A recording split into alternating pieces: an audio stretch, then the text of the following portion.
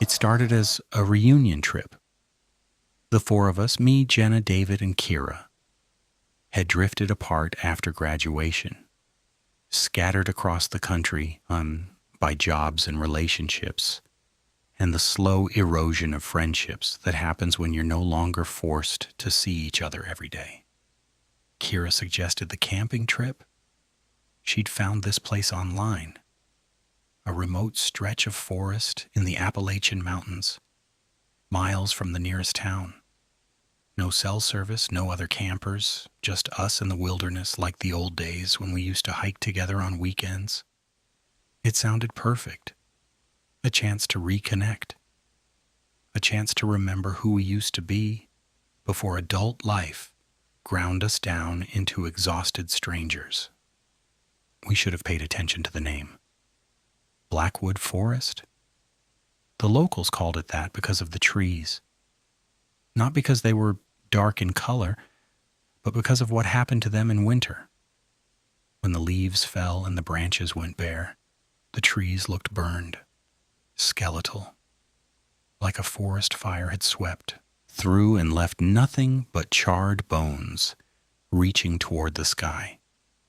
The woman at the gas station tried to warn us. We'd stopped to fill up and buy supplies, and she'd watched us load camping gear into the car with an expression I didn't understand at the time. "You're going into the Blackwood?" she asked. "That's the plan," David said, grinning. He was always the optimistic one, the one who saw adventure where others saw warning signs. "Supposed to be beautiful this time of year." The woman shook her head. "People go into that forest. Sometimes they don't come out." "Bears?" Kira asked. "No bears in the Blackwood. Nothing lives in there. That's the problem." She looked at each of us in turn, her eyes lingering on mine. "If you hear someone calling your name at night, don't answer. If you see something in the trees, don't look at it. And if you find yourself smiling when you don't want to smile, run. Run and don't look back." We laughed it off. Small town superstition. Every remote area has its legends, its stories designed to scare tourists. We thanked her for the warning and drove on, joking about what kind of monster could possibly live in the forest. We weren't laughing by the end of the first night. The drive took us deeper into the mountains than I'd expected. The paved road became gravel, then dirt, then barely a path at all.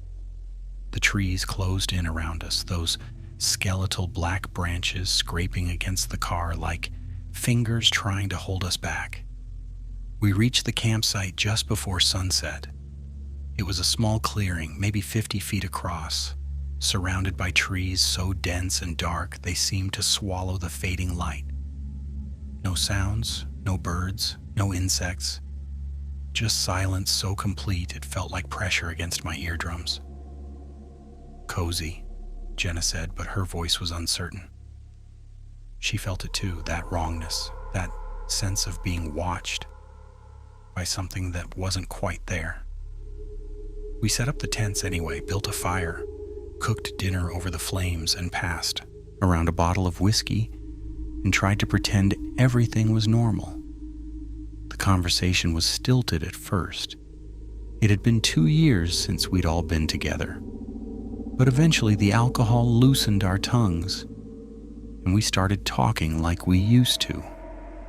About our jobs, our relationships, our regrets, about the things we'd wanted to become, and the things we'd settled for instead.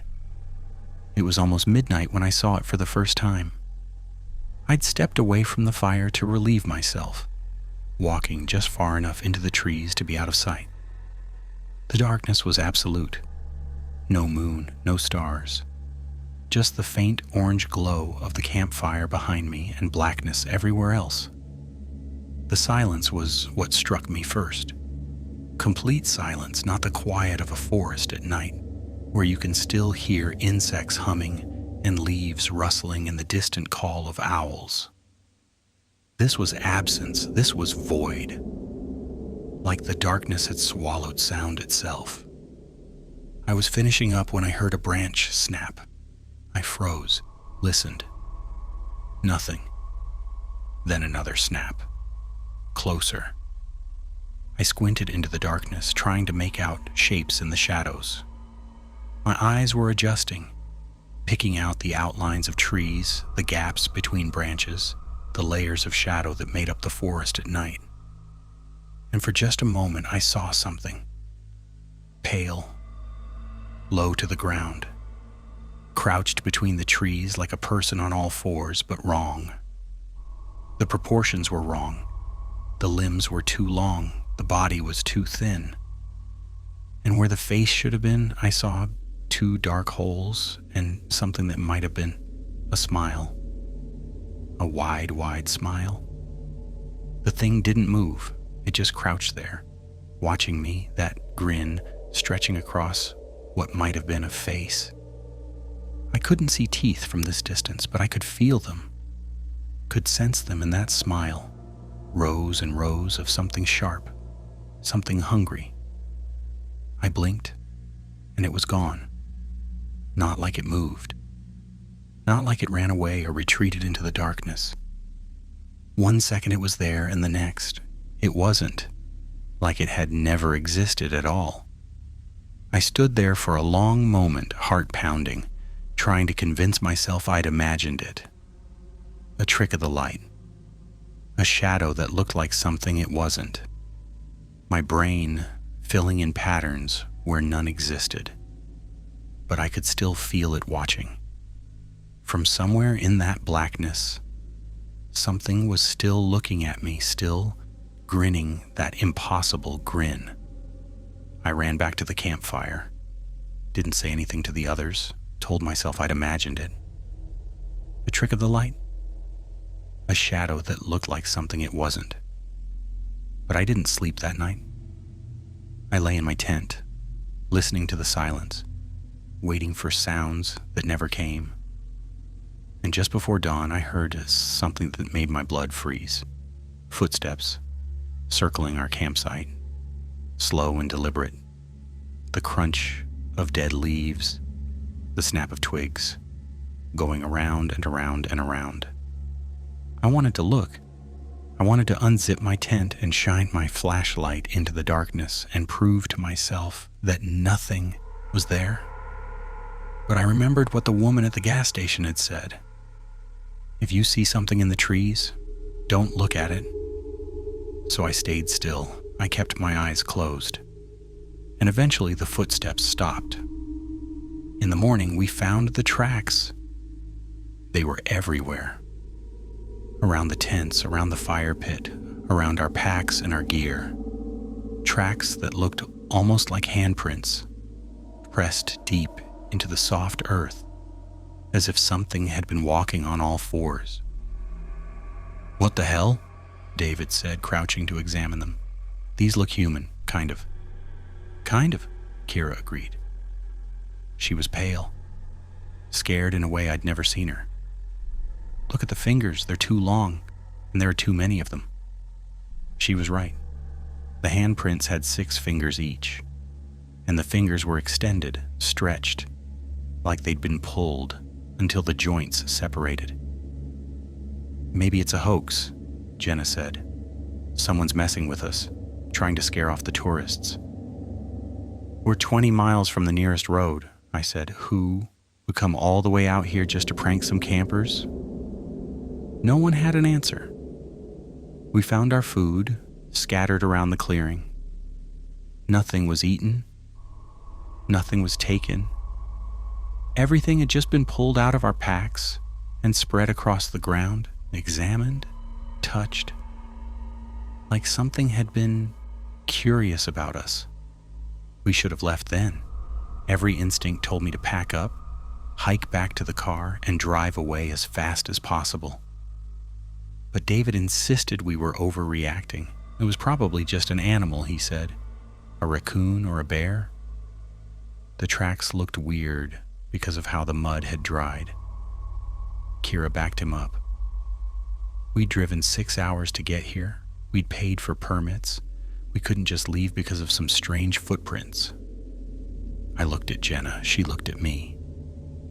We both knew something was wrong, but neither of us wanted to be the one to insist on leaving. Neither of us wanted to be the scared one, the paranoid one, the one who ruined the trip over nothing. So we stayed, and the second day was almost normal. We hiked through the forest, following trails that wound between the black, skeletal trees. The sun was out, warm for late autumn, and it was easier to dismiss the previous night as imagination, as fear amplified by darkness and unfamiliarity. But as the afternoon wore on, I started to notice things. The forest was completely silent. No birds, no squirrels, no insects buzzing in the dead leaves. Just our footsteps and our voices and the wind through the bare branches. And the trees seemed to be watching us. I know how that sounds. Trees don't have eyes, trees don't watch. But there was something about the way the branches bent toward us, the way the shadows fell, that made me feel observed, studied. At one point, we passed a section of forest where every tree had deep scratches in its bark. Long vertical gouges, near running from about waist height to well above our heads. Like something had been sharpening its claws, or counting. Bears, David said, but his voice had lost its confidence. There are no bears in the Blackwood, Kira whispered. That's what the woman said. Nothing lives here.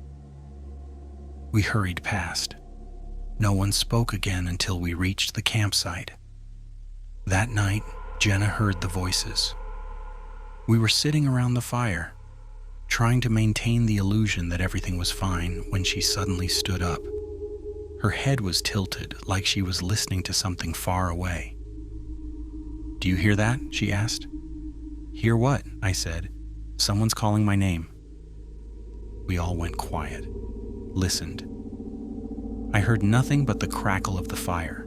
Jenna, she said, someone's saying my name out there in the trees. She started walking toward the edge of the clearing. Jenna, stop! I grabbed her arm.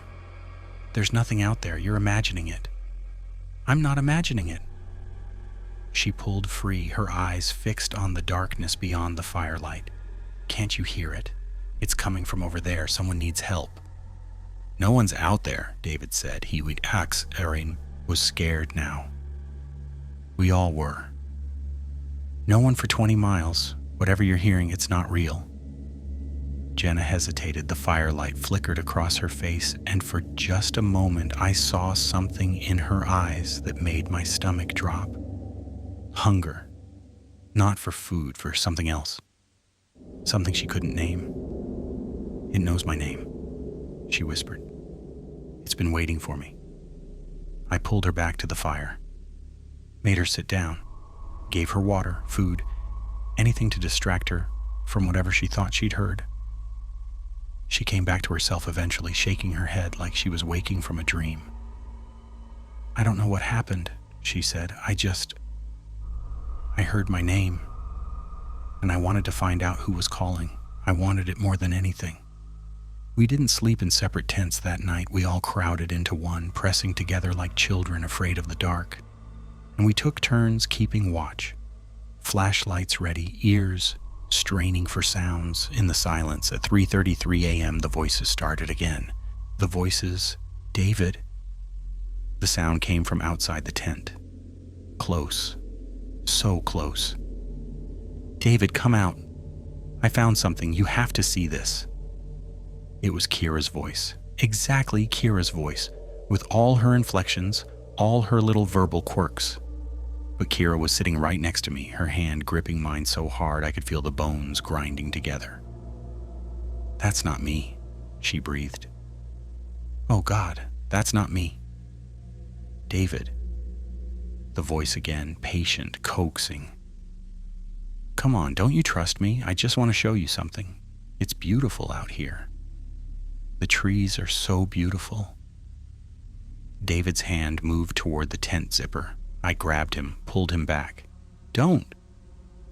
But it sounds just like her. It's not her. She's right here. Whatever that thing is, it's not Kira." We sat in silence, listening to the voice call David's name over and over. Sometimes it was Kira, sometimes it was Jenna, sometimes it was me, and sometimes it was David's mother, who had died 3 years ago. "David, honey, I miss you. Won't you come outside? I've been waiting so long to see you again." David started crying, silent tears running down his face while that thing outside wore his dead mother's voice like a mask. "I know it's not her," he whispered. "I know she's dead. But it sounds exactly like her. Exactly. How does it know what she sounded like?" "Maybe it's in our heads," Jenna said. "Maybe it's not making the sounds at all. Maybe it's putting them directly into our minds, pulling the voices from our memories." The thought was somehow worse than the alternative, that this thing could reach into our minds, that it knew our deepest griefs, our most painful losses, and was using them against us. The voices kept coming. My father, who I hadn't spoken to since he disowned me at 18. Jenna's grandmother, singing a lullaby in a language I didn't recognize. Kira's first boyfriend, the one who had died in a car crash their senior year of high school. It knew everything, every loss, every grief, every voice we'd ever loved and lost. At one point, the voices stopped being people we knew. They became something else entirely. "We've been here so long." A voice that was all of our voices at once, layered and harmonized into something that was almost beautiful. "So long in the dark, so long in the quiet. We just want to be heard. We just want to be seen. Won't you come see us? Won't you come be with us?" "What are you?" Kira shouted into the darkness. "What the fuck are you?" Silence. Then so quiet we almost missed it. "We don't remember anymore. We've been here so long. We used to have names. We used to have faces. Now we just have teeth. So many teeth." And we smiled because we forgot how to do anything else. The voice faded. The silence returned. And somehow that was worse than the voices had been. When dawn came, the voices stopped. We emerged from the tent, exhausted and terrified, and found the tracks again, closer this time. Right up to the edge of our tent. Right where we'd been huddled all night. But that wasn't all we found. Jenna noticed it first. Small things hanging from the trees around our campsite. Dozens of them, maybe hundreds, strung up with what looked like hair braided into thin ropes. Teeth. Human teeth. Yellowed with age, swinging gently in the morning breeze. Some were clearly old, cracked and worn. Others looked fresh. Some still had blood on the roots. "Those weren't here yesterday," David said. His voice was barely a whisper. "Those definitely weren't here yesterday." I looked closer at one of the hanging teeth. There was something carved into it, a tiny symbol, scratched into the enamel with something sharp, a smile. "It's marking its territory," Kira said. "Like an animal. It's showing us we're in its space now." "Or it's showing us what it does to people," Jenna added. "What's going to happen to us if we don't leave?" "We're leaving," I said, "right now. I don't care about the permits or the money or anything else. We're getting out of here." No one argued. We packed as fast as we could, throwing gear into our bags without folding it, without organizing it. Every second in that clearing felt like borrowed time. Like something was watching from the trees, waiting to see what we would do. We started hiking back toward the car. The trail was clearly marked. We'd walked it just yesterday, but somehow nothing looked familiar. The trees seemed different, denser, closer together.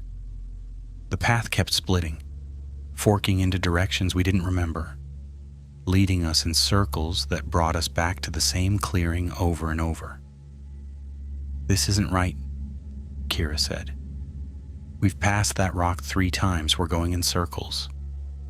"That's impossible," David said. "I've been following the trail markers." "What trail markers?" We all looked. The orange ribbons that had been tied to branches, marking the path, were gone. Every single one. Like they'd never existed. "It's hurting us," Jenna whispered. "Well, whatever's out there. It's not hunting us, it's hurting us." "Hurting us where?" I asked. She pointed. Through a gap in the trees, I could see another clearing, larger than our campsite, and in the center of it, something that made my heart stop. A circle of trees, growing so close together their branches had fused into a solid wall, a natural cage, and inside the cage, scattered across the ground, white shapes that caught the pale autumn light. Bones. Human bones. Hundreds of them, maybe thousands. Skulls and rib cages and long bones stacked in piles, all picked clean, all bleached white by sun and time.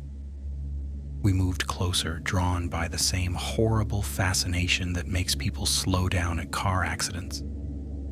The cage of trees was about 30 feet across, the fused branches creating a wall at least 10 feet high. There was no entrance that I could see, no way in or out. But something had put those bones inside. "Look at the skulls," Kira said. Her voice was shaking. "Look at their faces." I looked, and I understood why her voice was shaking. Every skull was smiling. Not the empty grin of a skeleton, the natural position of teeth when the flesh is gone. Something had carved the jaws, shaped them, forced them to that same wide-stretching smile I'd seen in the darkness the first night. They'd been modified, mutilated, made to smile even in death. "Some of these are old," David said. He'd moved to a different section of the cage, examining the bones through the gaps in the branches. "Really old. Look at this skull, the bones almost crystallized. This has to be hundreds of years old at least. And some of them are new," Jenna added quietly. She was looking at something near the edge of the cage, a body that still had flesh on it, decayed but recognizable, wearing the remains of modern hiking clothes, a wedding ring still on one skeletal finger. The face had been carved into a smile.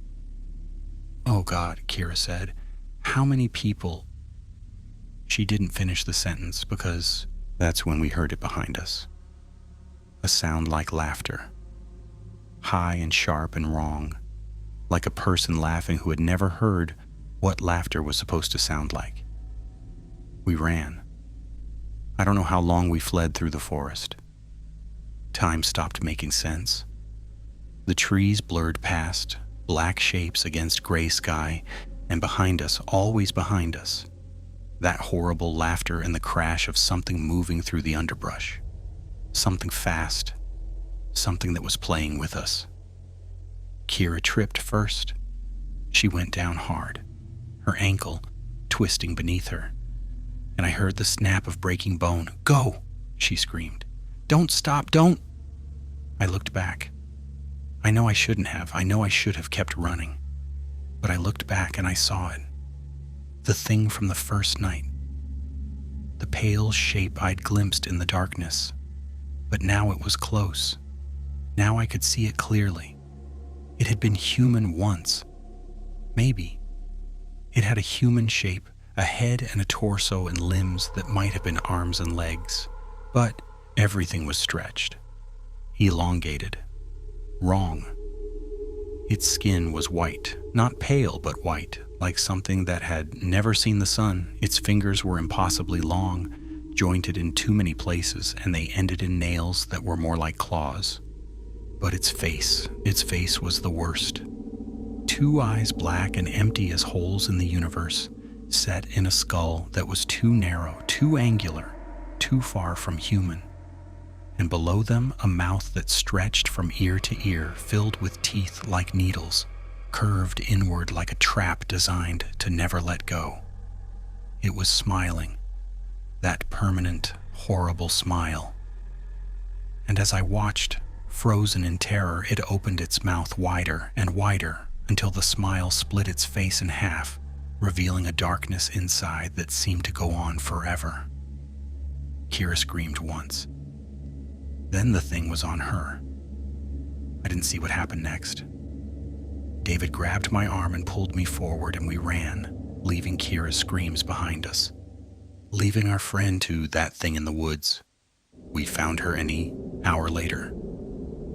She was sitting in a clearing, her back against a tree, her broken ankle bent at an angle that should have had her screaming in pain. But she wasn't screaming. She wasn't making any sound at all. She was smiling, that same smile, that wide, stretching, impossible smile. Her lips were pulled back past her teeth, her cheeks pushed up so high her eyes were nearly closed. The expression looked painful, it looked forced, like something was wearing her face and didn't quite know how faces worked. Kira? Jenna approached slowly, carefully. Kira, can you hear me? Kira's head turned toward her. The smile didn't change. Her eyes tracked Jenna's movement, but there was nothing behind them. No recognition, no fear, just emptiness. Oh God, David said. What did it do to her? What the fuck did it do to her? Kira opened her mouth. Her lips moved, shaping words, but her voice was wrong. It was layered. Like multiple people speaking at once, overlapping, harmonizing. It showed me, she said, it showed me what it sees. The beautiful dark, the forever quiet. It's been here so long, so lonely, it just wants company. Kira, we're going to get you out of here, I said. We're going to... You can't leave. Her head tilted, that wrong angle, that impossible smile. None of you can leave. It won't let you. It's been so long since it had friends, since it had anyone to talk to. You're going to stay with it forever and ever and ever. Her eyes rolled back in her head. Her body slumped against the tree, and for just a moment, just a fraction of a second, her face relaxed. The smile faded, and I saw my friend again, my real friend, trapped inside her own body. Run, she whispered in her real voice. Please, before it takes you too. Then the smile came back, wider than before, and Kira started laughing.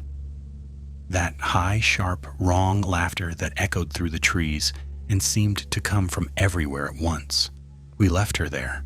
God, help us. We left her there. I tried to tell myself we had no choice. She couldn't walk with her broken ankle. We couldn't carry her. And whatever that thing had done to her, whatever was inside her now, it wasn't our friend anymore.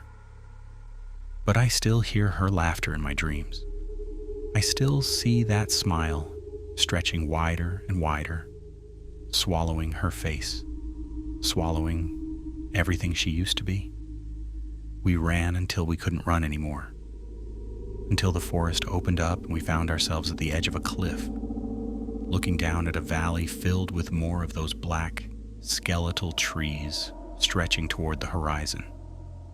No way forward, no way back. Just the three of us, trapped on a precipice, while darkness gathered in the woods behind us. What is that thing? Jenna gasped. What does it want? It wants company, I said, remembering Kira's words. It's been alone for a long time. It wants friends. So it takes people, traps them in their own bodies? I don't know. Maybe. Or maybe it just keeps them, preserves them, like a collection. The bones, David said, in that cage of trees, those were people it collected, people it kept until they died. And then what? It finds new people, new victims? It's patient, I said. It's been here a long time. It can wait. The sun was setting. Shadows lengthened across the forest floor, reaching toward us like fingers. And somewhere in the trees behind us, I could hear movement. Something coming closer. "We're not going to make it out of here," Jenna said. Her voice was calm. Too calm. "Are we?" I wanted to lie to her. I wanted to tell her we'd find a way, that we'd survive, that everything would be okay. But I couldn't. "I don't know," I said. "But I'm not giving up. I'm not letting that thing take me without a fight." The night came fast. Faster than it should have. One moment there was light. Pale and fading, but still light. And the next there was darkness, so complete I couldn't see my hand in front of my face. We huddled together at the edge of the cliff, our backs to the drop, our eyes straining to see into the blackness around us. We had one flashlight between us. The batteries were dying. The beam flickered and dimmed with each passing minute. And in the darkness, we could hear it moving, circling, always circling. Branches snapping, leaves crunching. That horrible wet breathing that sounded like laughter suppressed. "David." The voice came from the trees. My voice, my exact voice, with all my inflections, all my patterns of speech. "David, I found a way out. Follow my voice. I'll lead you to safety." David's hand tightened on my arm. "That's not you." "I know." "Jenna." Now it was David's voice. "Jenna, I love you. I've always loved you. Come to me. Let me hold you one last time." Jenna started crying. "Please stop. Please just stop." "Marcus." My mother's voice now. "Dead 7 years?" "Marcus, baby, it's Mom. I've missed you so much. Come give me a hug. Let me see your face." I squeezed, my eyes shut, pressed my hands over my ears. But I could still hear it, still feel the pull, that terrible hunger to follow the voice, to find the person calling my name. "Don't listen," I said. "Whatever it does, whatever voices it uses, don't listen. It's not real. None of it is real." The flashlight died. In the darkness, I heard Jenna gasp. "It's here," she whispered. "Oh God, it's right here." I couldn't see anything, just blackness, absolute and total, but I could feel something, a presence, cold and vast and ancient, pressing against us from all sides. And I could smell it, a smell like dead leaves and old bones and something else, something sweet and rotten, like fruit that had fallen from the tree and been left to decay. "Don't move," I said. "Don't make a sound. Maybe it will." Something grabbed Jenna. I heard her scream, felt the rush of air as she was pulled away from me, and then nothing. Silence. She was just gone. "Jenna." David lunged forward into this darkness, reaching for her. "Jenna, where are you?" "David, don't." But he was already gone. I heard him crashing through the underbrush, shouting her name, and then that sound again, that wet, laughing breath, that smile you could hear even in pitch darkness. David screamed, and then he stopped. I was alone. I don't know how long I sat there at the edge of the cliff. Hours, maybe longer. The darkness pressed against me like a physical weight, and somewhere in the forest, I could hear the thing moving, waiting, playing with me. It could have taken me at any time. I know that now. It was faster than me, stronger than me, knew this forest, like it was an extension of its own body. If it wanted me, it could have had me, but it didn't take me. It let me sit there in the dark, listening to the silence, imagining what it had done to my friends. When dawn came, I found them. They were sitting in a clearing, side by side, their backs against a fallen log. David and Jenna, my friends. The last people in the world who had mattered to me, they were smiling, that same smile. Wide and stretching and wrong, pulling their faces into masks that barely looked human anymore. Their eyes were open but empty, staring at nothing, seeing nothing. But they were breathing. Their chests rose and fell. Their hearts were beating. They were alive. They were just not there anymore. Jenna? I knelt in front of her, took her hands. They were cold as ice. Jenna, can you hear me? Can you? She's with us now. David's mouth moved, but the voice that came out wasn't his. It was layered, harmonized, wrong. They're all with us. They'll never be alone again. Never afraid, never sad. They'll smile forever in the beautiful dark. Let them go. I was crying. I didn't care. Please, whatever you are, let them go. We don't want to let them go. Jenna's body turned toward me. Her smile stretched wider. We love them. We love all of you. We've been so lonely, so very lonely. You can't imagine how long we've been waiting for friends. This isn't friendship, this is torture. It's love. Both of them spoke at once, their voices harmonizing into something that sounded almost beautiful, almost divine. Pure love, eternal love. We give them peace, we take away their pain, we let them smile forever. I backed away. My hands were shaking, my whole body was shaking. Why not me? I asked. Why didn't you take me?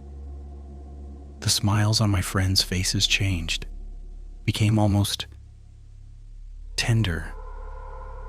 Because you're going to tell the story, they said. You're going to go back to the world and tell everyone about us, about the beautiful dark, about how much we love them.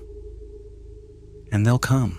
They'll all come eventually, looking for the blackwood, looking for the smiling thing in the trees. No one will believe me.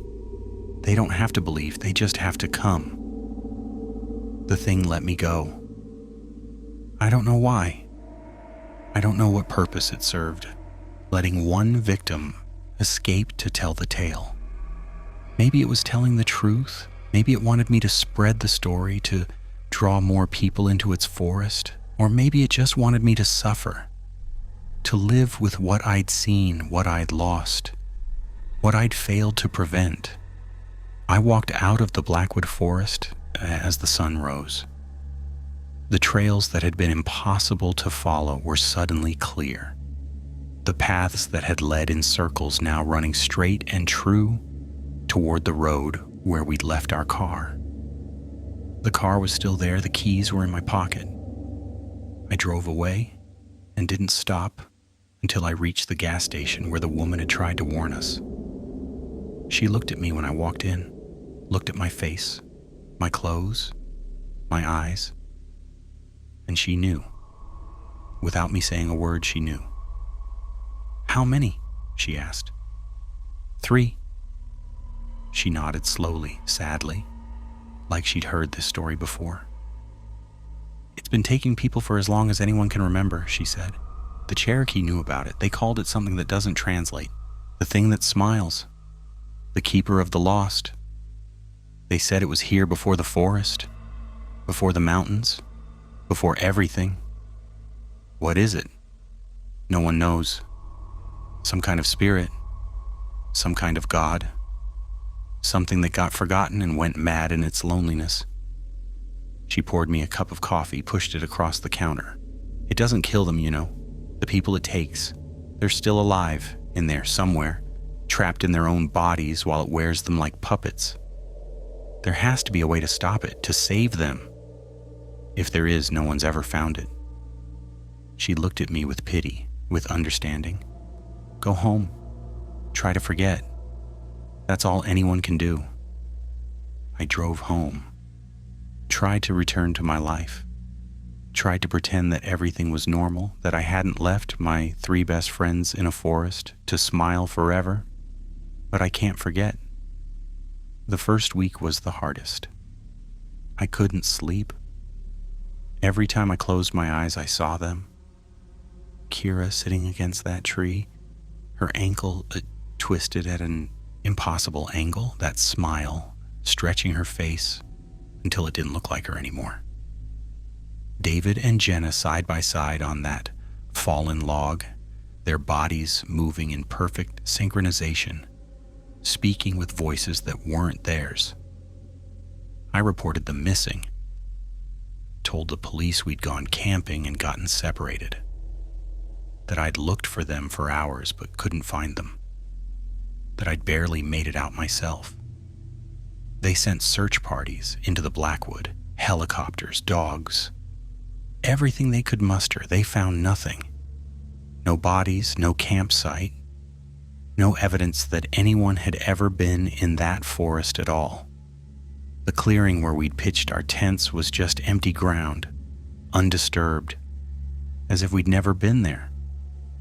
The police questioned me for hours. I could see it in their eyes, the suspicion.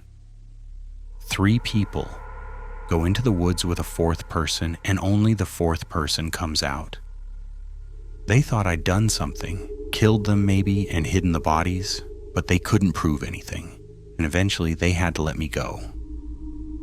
The families were harder. Kira's mother called me every day for 2 weeks, begging for information, begging for hope. I couldn't tell her the truth. How do you tell a mother that her daughter is still alive but not there anymore, that she's trapped in her own body, smiling forever in a forest that doesn't want to be found? I lied. I said I didn't know what happened. I said we got separated and I never saw them again. I think she knew I was lying, but she kept calling anyway, because even a lie was better than silence. After a while, the calls stopped. The case went cold. 3 more people added to the long list of hikers who had gone into the Blackwood and never come out. But I see them everywhere, in crowds, in dreams, in the corner of my eye when I'm alone. Jenna and David and Kira, standing just at the edge of perception, smiling that horrible smile. I went to a psychiatrist, told her I was having hallucinations, PTSD from a traumatic experience in the woods. She gave me pills that were supposed to help. They didn't. If anything, the pills made it worse. The hallucinations became more vivid, more detailed. I'd see my friends standing in my apartment, watching me sleep. I'd see them in the reflection of my computer screen at work. I'd see them walking behind me on the street, keeping pace no matter how fast I went. And they were always smiling. The psychiatrist increased my dosage, then increased it again. I started having blackouts. Hours would pass and I couldn't remember what I'd done. I'd find myself in strange places with no memory of how I got there. Once I woke up in a park 3 miles from my apartment, standing at the tree line, staring into a patch of woods that looked nothing like the Blackwood, but felt exactly the same. I stopped taking the pills after that, and I hear voices. At night, when the apartment is quiet, I hear them calling my name. Jenna's voice, David's voice, Kira's voice. Sometimes my mother's voice, or my father's, or people I haven't thought about in years. Marcus, we miss you. Why did you leave us? Come back. Come back to the Blackwood. We're waiting for you. I've moved 3 times in the past month, different cities, different states. But it doesn't matter. The voices follow me. The visions follow me. Wherever I go, there are woods. And in those woods, I can feel something watching, waiting, smiling. I tried to research the Blackwood online. There's not much. A few old newspaper articles about missing hikers. Some forum posts from people who claim to have seen strange things in the forest. One blog written by a man who said he'd escaped from something in those woods 20 years ago. His description matched mine exactly. The pale skin, the 2 long limbs, the smile full of needle teeth. He'd survived for 18 years after his escape. Then one day, he'd walked into the woods near his house and never come back. His final blog post, written the night before he disappeared, was just one line: "I can't stop smiling anymore." I think about that post every day, every hour, every time I look in the mirror and check to make sure my face is still my own. Last night, I looked in the mirror and saw something that made me scream. For just a moment, my reflection smiled. Not my smile. That smile. Wide and stretching and wrong, splitting my face from ear to ear, and then it was gone, and I was just me again, staring at myself in the glass. But my cheeks hurt, like I'd been smiling for hours. Like muscles I didn't know I had were slowly learning a new expression. I've started finding teeth. In my pockets, under my pillow, in my food, rattling against my fork when I take a bite. Human teeth, yellow and cracked, with that tiny smile carved into each one. I don't know where they're coming from. I don't know if I'm putting them there and forgetting. I don't know if it is putting them there, reaching across whatever distance separates us, leaving little gifts to remind me that I'm not free, that I was never free, that letting me go was just another form of keeping me. I don't know how much time I have left. I don't know if it's coming for me physically or if it's already inside me, slowly taking over, slowly turning me into another smiling thing. All I know is this: don't go to the Blackwood Forest. Don't look for the thing in the trees. Don't follow voices that call your name in the dark, because it's out there. It's real. And it's so very, very lonely. And if you go looking for it, if you enter its domain, if you let it see you even once, it will never let you go. I found myself driving last night. I don't remember getting in the car. I don't remember starting the engine. But I woke up behind the wheel, headlights cutting through the darkness, on a road that looked familiar. The gas station was closed. The one where the woman had tried to warn us. I was only 50 miles from the Blackwood. I turned around, drove home, told myself it was a dream, a blackout, a one-time thing. But I know it wasn't. It's calling me back. The same way it called Jenna that night by the fire, telling her to follow, telling her someone needed help. It's in my head now. It's always been in my head since that first night, when I looked into the darkness and saw it looking back. My face hurts. I can feel my lips stretching. I think I'm starting to smile. And part of me, the part that's been fighting since the Blackwood, the part that refused to give up when my friends were taken, that part is getting tired, getting quiet, getting ready to stop fighting. Maybe it won't be so bad. That's what the voice in my head says, in tones that sound like Jenna and David and Kira all at once. Maybe it's peaceful. Maybe it's better than this fear, this running, this endless exhaustion. Maybe I should just smile. Maybe I should just go home. The Blackwood is waiting, and I don't think I can run anymore.